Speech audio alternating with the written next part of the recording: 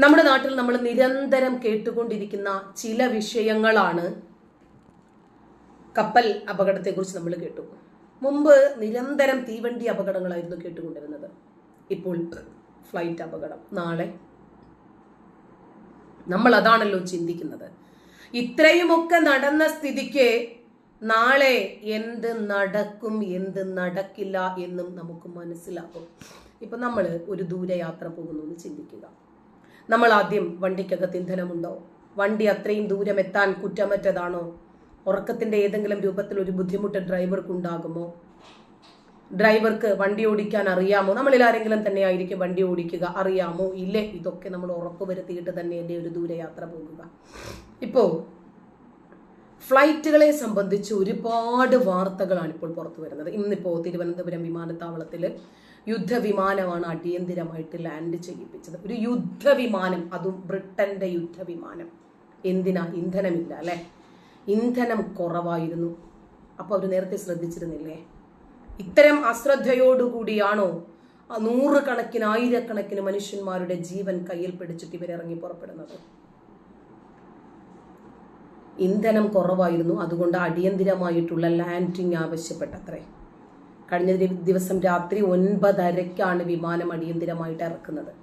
100 nautical mile അകലെയുള്ള യുദ്ധക്കപ്പലിൽ നിന്ന് പറന്നുയർന്ന വിമാനമാണിത്. കടൽ പ്രക്ഷുബ്ധമായതുകൊണ്ട് വിമാനം തിരികെ ഇറക്കാൻ കഴിയാതെ വരികയായിരുന്നത്രേ. പ്രതിരോധ വകുപ്പിന്റെ നടപടികൾക്ക് ശേഷമാണ് വിമാനം വിട്ടയക്കുമെന്ന് പറയുന്നത്. ഇതൊക്കെ എങ്ങനെ നമ്മൾ സാധാരണക്കാരായതുകൊണ്ടാണോ നമുക്ക് വിശ്വസിക്കാൻ പറ്റാത്തത്? എന്തോ എനിക്ക് ഇതിലൊക്കെ ഒരുപാട് സംശയങ്ങൾ തോന്നുന്നുണ്ട്. ഇന്ത്യൻ സൈന്യത്തിന്റെ അനുമതി ലഭിച്ചാൽ മാത്രമാണ് യുദ്ധവിമാനത്തിന് ഇന്ധനം നിറയ്ക്കാൻ പറ്റുക.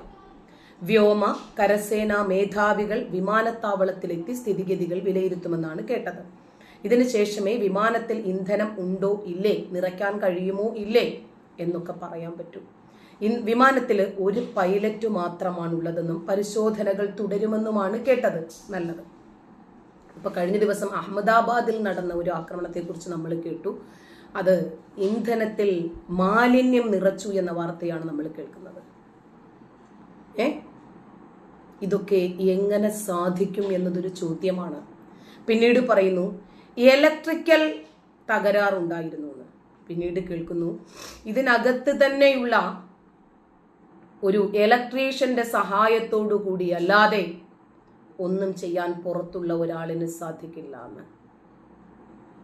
അപ്പോഴും സംശയങ്ങൾ ബാക്കിയാണ്. ആര് സഹായിച്ചു? എന്തിന് സഹായിച്ചു? എങ്ങനെ സഹായിച്ചു? ഇത്രയും CCTV ക്യാമറ ദൃശ്യങ്ങൾ സസൂക്ഷ്മമായി ഉണ്ടായിരിക്കെ ഇതൊക്കെ വിശ്വസിക്കാൻ കുറച്ച് പ്രയാസമല്ലേ?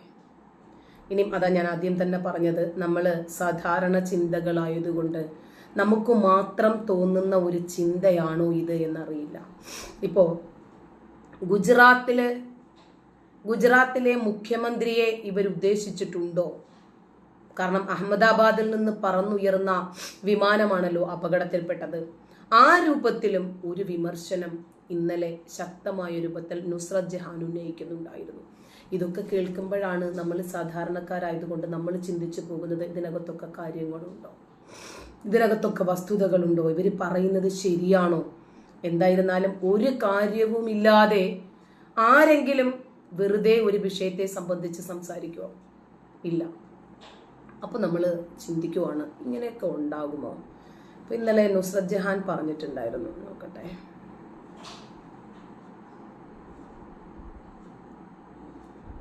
ഗുജറാത്ത് മുഖ്യമന്ത്രിയെ ഉദ്ദേശിച്ചിട്ടാണോ എന്നറിയില്ല എന്ന രൂപത്തിൽ. സ്വാഭാവികമായിട്ടും അങ്ങനെയൊക്കെ സംശയിച്ചു പോകുന്നതാണ്. എടുത്തിട്ടുണ്ടായിരുന്നു. നോക്കട്ടെ.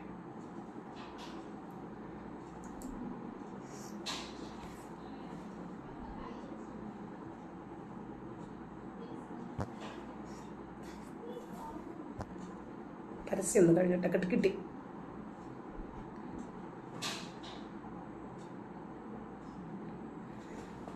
ഇങ്ങനെ നമ്മുടെ നാട്ടില് ഇത്തരം രാജ്യവിരുദ്ധരായ ആളുകൾ കൊടികുത്തി വാഴുമ്പോൾ നമുക്ക് തോന്നുവാണ്, യോ നമ്മുടെ രാജ്യത്ത് ഈ രൂപത്തിലൊക്കെ നടക്കുമോ? നടന്നിരിക്കുന്നു. ഗുജറാത്ത് മുഖ്യമന്ത്രിയെ ലക്ഷ്യം വെച്ചിട്ടാണോ അഹമ്മദാബാദ് വിമാന അപകടം ഉണ്ടായത് എന്നതാണ് ഇപ്പോൾ ഉയർന്നു വരുന്ന ഒരു വിമർശനം.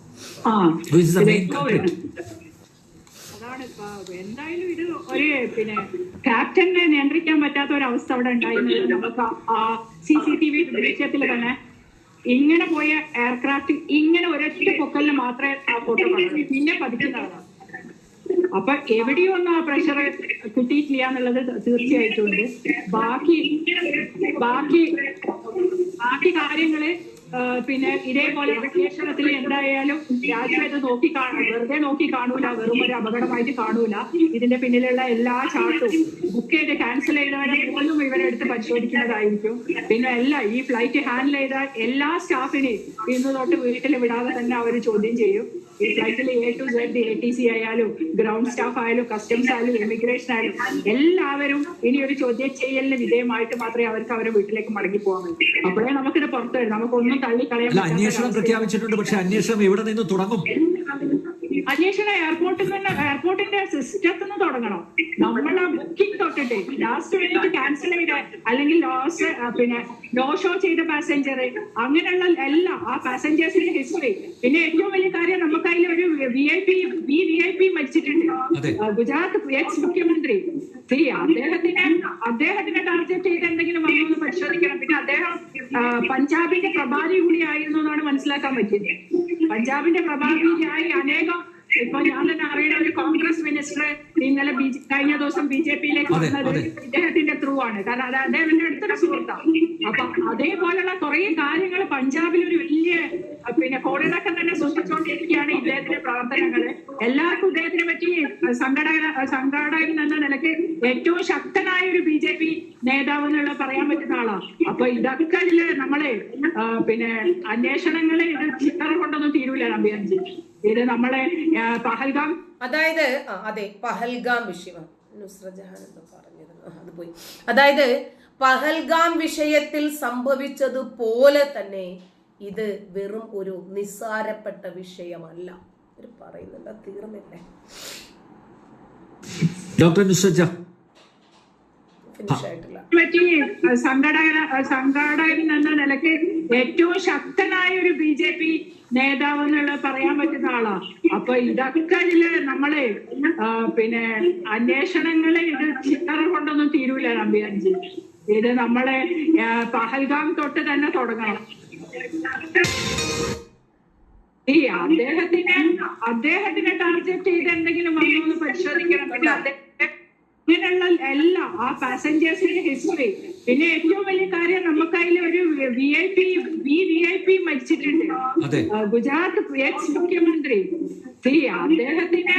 അദ്ദേഹത്തിനെ ടാർഗറ്റ് ചെയ്ത് എന്തെങ്കിലും വന്നു എന്ന് പരിശോധിക്കണം. പിന്നെ അദ്ദേഹം പഞ്ചാബിന്റെ പ്രഭാരി കൂടി ആയിരുന്നു എന്നാണ് മനസ്സിലാക്കാൻ പറ്റിയത്.